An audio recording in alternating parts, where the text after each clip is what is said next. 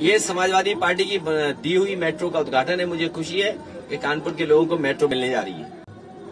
वो छापा मारना चाहते थे, इत्र वाले कहे, उसका नाम था पुष्पराज जैन, इनका नाम था पीयूष जैन। लगता है डिजिटल इंडिया की गलती हो गई। मुख्यमंत्री उत्तर प्रदेश के जो कह रहे हैं कि कानपुर में जो पैसा निकला है वो कहीं न कहीं समाजवादियों से या इत्र बनाने वाले कारोबारी से रिश्ता जुड़ता है, इससे बड़ा झूठ मुख्यमंत्री कोई बोल नहीं सकते। जो मुख्यमंत्री बोल रहे हैं, आखिरकार जिम्मेदारी किसकी थी? ये जो पैसा निकला है, क्या हवाई जहाज से आया होगा तो भारत सरकार है, ट्रेन से आया होगा तो इनकी सरकार है, सड़क के माध्यम से आया होगा तो इनकी सरकार है, अगर पानी के जहाज से आया होगा तो इनकी सरकार है। आखिरकार जिम्मेदार कौन है? और फिर कम से कम ये साबित करता है, आज लोगों की आंख खुल जानी चाहिए कि नोटबंदी, इनकी योजना जो फैसला लिया था वो योजना इनकी फेल हुई है।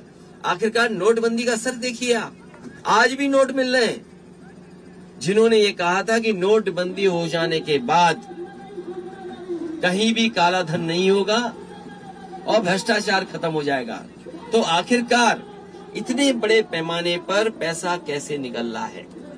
और फिर सरकार को ये बताना चाहिए, उत्तर प्रदेश के मुख्यमंत्री जी को बताना चाहिए कि जो पैसा निकला है बैंकों का है।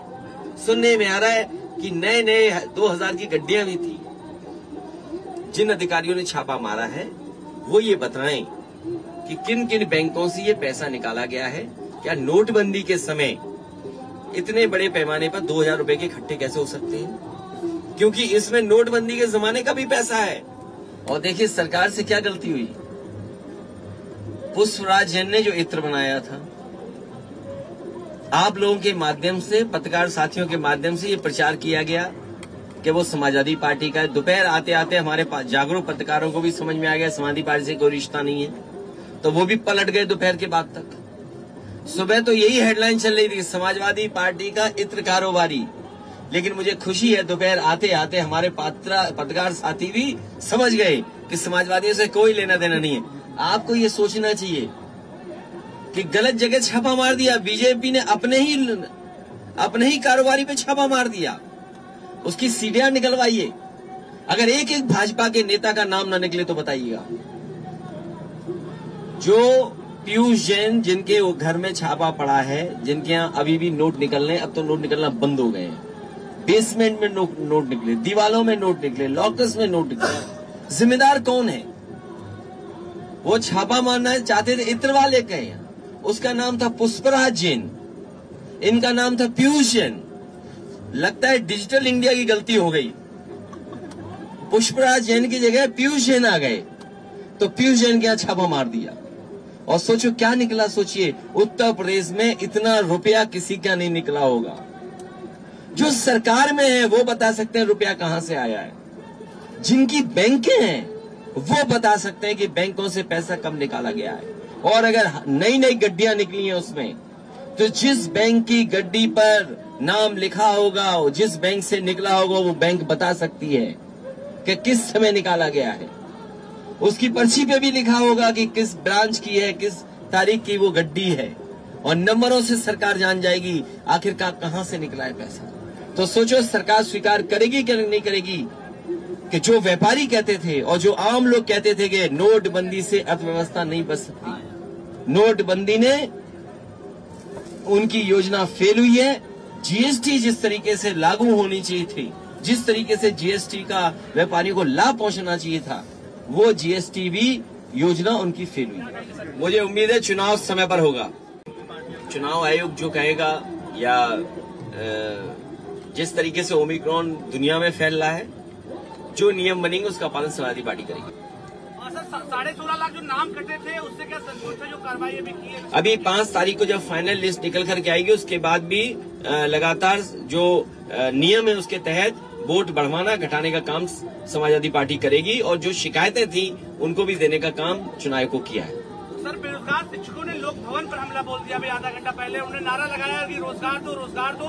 पुलिस उनको रोक भी नहीं पाई और बिल्कुल लोक भवन के गेट पर अभी भी बैठे हुए हजारों जो है बच्चे अभ्यर्थी। तो ये मुख्यमंत्री जो हमारे झूठे मुख्यमंत्री हैं, विज्ञापन दे रहे हैं बड़े बड़े विज्ञापन दे रहे हैं और बड़े बड़े भाषणों में ये कह रहे हैं कि उन्होंने लाखों नौकरियां दी हैं, करोड़ों रोजगार दिए हैं। तो अगर वो सच्चे विज्ञापन थे तो आज नौजवानों को रोजगार क्यों नहीं मिल रहा है? वो झूठे विज्ञापन थे, ये सच्चे बेरोजगार हैं। वो झूठे विज्ञापन पैसों से दिए गए हैं, ये सच्चे नौजवान हैं जो लाठी खा रहे नौकरी के लिए। ये समाजवादी पार्टी की दी हुई मेट्रो का उद्घाटन है। मुझे खुशी है कि कानपुर के लोगों को मेट्रो मिलने जा रही है। आप लोग भी सहयोग करो तो उनका झूठ पकड़ा जाएगा, उनकी पोल खुल जाएगी। और पोल खोलने के लिए हम आपसे बात करने आए कि जो मेट्रो का उद्घाटन है, बधाई कानपुर के लोगों को। मुझे याद है कि जिस समय शिलान्यास हुआ था उस समय वहां के सांसद मुरली मनोज जोशी जी थे, देश के वाइस प्रेसिडेंट जो आज हैं उस समय उस विभाग के मंत्री थे, समाजवादी सरकार थी। और लग ये रहा है कि तीनों लोगों को नहीं बुलाया गया है। तीनों लोग जिन्होंने उस मेट्रो का शिलान्यास किया था, शुरुआत की थी कानपुर की जनता के लिए, वो तीनों ही मंच पे नहीं दिखाई देंगे। और जिनका कोई योगदान नहीं है वो मंच पे दिखाई देंगे।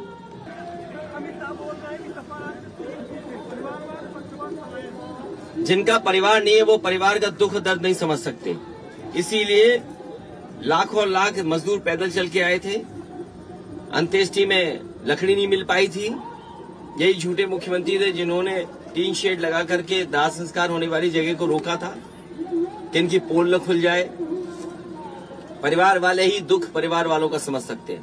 सर, चुनाव से ठीक पहले टैबलेट और मोबाइल बांट रही है सरकार, और तो अभी भी लैपटॉप नहीं दे पाए हैं। जो वादा उन्होंने किया है वो वादा नहीं पूरा है। उन्नाव में मुझे नहीं लगता किसी भी नौजवान को लैपटॉप या टैबलेट मिला होगा। मैं अभी जनता से पूछूंगा। उन्नाव की जनता को नहीं मिला। सर, आप जेपीएनआईसी के ऊपर में सेंट्रिंग फ्लोर पर सरकार ने जांच बिठा दी है पूरे मामले में, तो ये किस तरह की व्यवहार है, कैसे देखते हैं? मैं तो चाहूंगा कि हमारे बाबा मुख्यमंत्री जो झूठ बोलते हैं वो कम से कम 17 फ्लोर की सीढ़ियां चढ़े तो उन्हें एहसास होगा कि 4.5 साल में जेपी जयप्रकाश जी जिन्होंने कभी आजादी दिलाने का काम किया देश को, वो संघर्ष में रहे और संपूर्ण क्रांति का नारा देकर के दूसरी आजादी का लड़ाई लड़ने का काम किया था उन्होंने। संपूर्ण क्रांति का नारा देने वाले और समाजवादी मूल्यों को आज तक जो पीढ़ी है जो हम फॉलो कर रहे हैं उन्हीं के सिद्धांतों को फॉलो कर रहे हैं। तो देखना चाहिए क्या दुर्दशा की है, क्या सरकारी पैसे का दुरुपयोग हुआ है।